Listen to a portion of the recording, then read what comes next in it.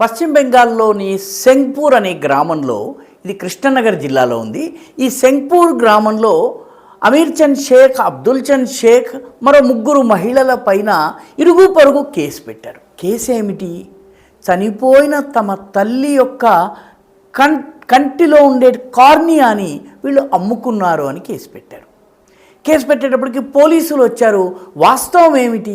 వాస్తవం ఏంటంటే, ఆ మహిళ చనిపోయిన తరువాత ఆమె జీవితంలో కోరిక ఏంటంటే తన యొక్క కళ్ళను దానం చేయాలని. అందుకని తల్లి కోరిక తీర్చేందుకు పిల్లలు ఆమె కంటిని దానం చేసేందుకు, కార్నియాని దానం చేసేందుకు ప్రయత్నించారు.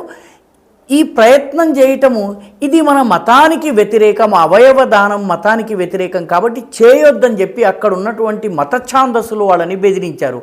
వాళ్ళు తల్లి కోరికకి ప్రాధాన్యం ఇచ్చారు, మత ఛాందసుల్ని పట్టించుకోలేదు. దీంతో మత ఛాందస వర్గం మొత్తం అందరూ కూడాను కలిసి వీళ్ళ మీద కార్నియా అమ్ముకున్నారన్నటువంటి దొంగ కేసు పెట్టడం జరిగింది. అయితే అక్కడికి వచ్చినటువంటి పోలీసులు అవయవ దానము దీనికి సంబంధించినటువంటి విషయాలు తెలిసిన వాళ్ళు కాబట్టి అమీర్ చంద్ షేక్ కానీ అబ్దుల్ చంద్ షేక్ కానీ వీళ్ళపైన కేసు నమోదు చేయలేదు. కానీ మతమౌఢ్యము ఏ స్థాయిలో ఉందో, అవయవ దానం వంటి పవిత్ర కార్యంలో కూడాను ఏ రకమైనటువంటి మతమౌఢ్యం చోటు చేసుకుంటుందో ఈ సంఘటన ద్వారా మనం తెలుసుకోవచ్చు.